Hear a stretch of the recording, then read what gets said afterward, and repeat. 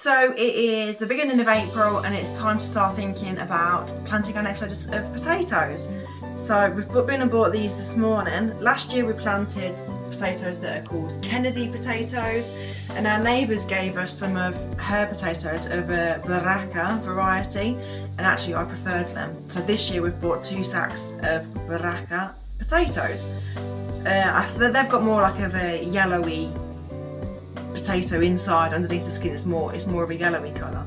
So what we need to be doing now is I need to spread these out in a nice cold place. That's why we're in the barn, because it's the coldest place that we have.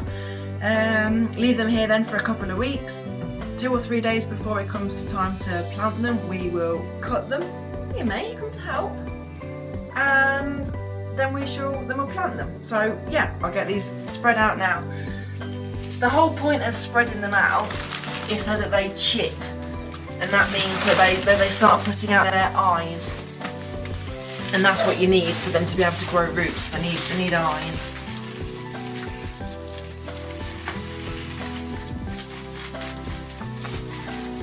Try to do it as gently as possible so that I don't crush them or damage them or bruise them. So that's 1 sack.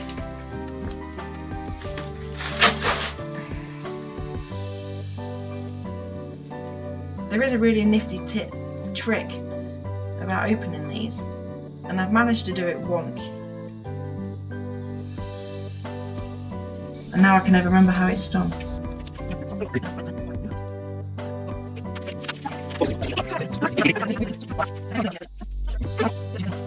I did it from the wrong end!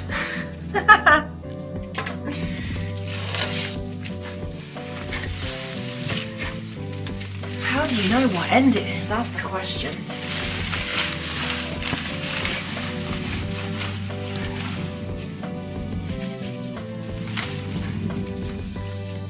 There we go.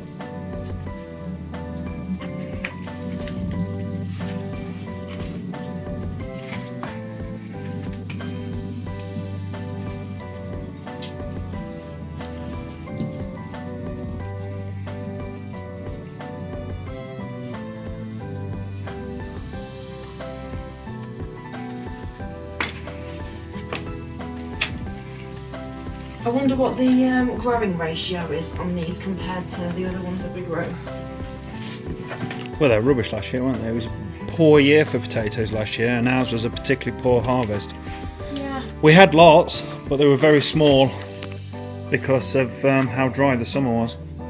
So they never actually grew. When we went to go and buy these, the guy in the shop did say that they are more expensive this year because it was nationally a bad year for potatoes. I think it might even have been a bad year worldwide for potatoes last year. Ireland had a bad year as well, didn't they? Yeah. There we go. That's them all spread out. Hopefully in the next couple of days, next couple of weeks, we'll start seeing some eyes appear. So they're ready to grow. Aye, aye, Captain. So we are on our way to go and plant our 2 sacks of potatoes. I think we mentioned we're going for the Baraka variety this year. So me and Flora, our lovely neighbour, spent, I don't know, what do you reckon, about an hour, 90 minutes yesterday cutting the potatoes. So if I just show you quickly, this was obviously a whole potato. This one's probably either been cut into, looks like it's been cut into 3 parts. And you have to make sure that there's at least 2 eyes on each part. So I spent a good couple of weeks chitting now, and this is what they've cut out, these little eyes, little starts of some roots. So yeah, 2 sacks of God knows how many potatoes is now more potatoes than what we had before. Yeah, so that's where we're going, and we'll try and get some footage if we can. Say hi to the chicks as we're passing.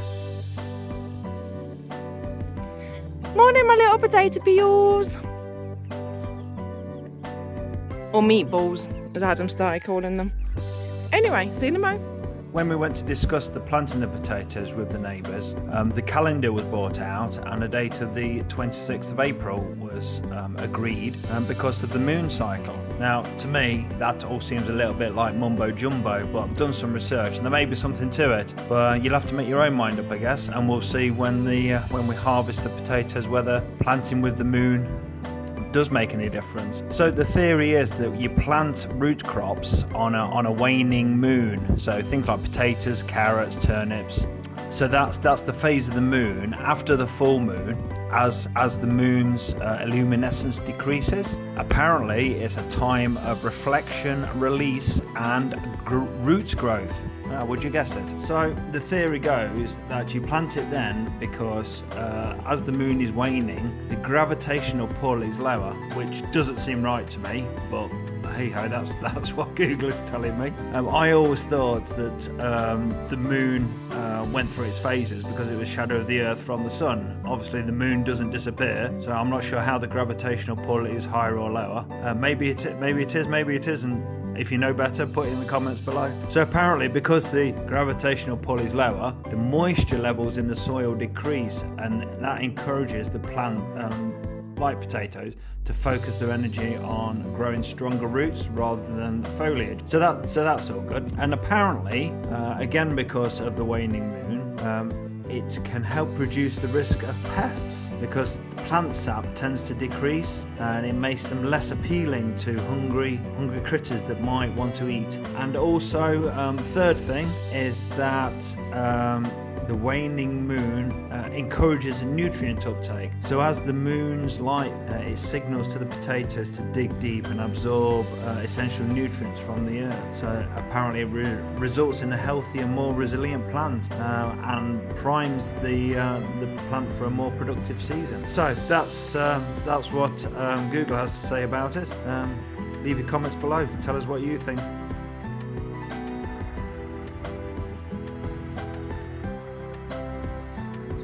While Emma's planting potatoes, and I'm stood on the end here, filling buckets up of potatoes, ready for the next lot to be put in the ground. I'm just looking at this chestnut tree here, just considering how old this thing is. It's been pollarded a number of times, you can see. You can zoom in on there. So you can see these stumps where it's been pollarded previously, and it's got, I don't know, 20-30 years of growth on the top there now, as it stands. It's incredible.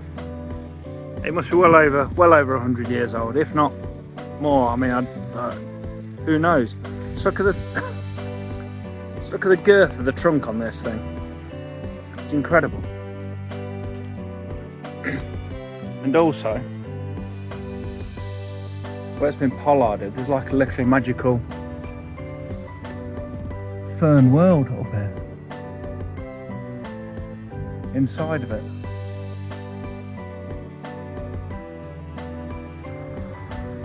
It's amazing.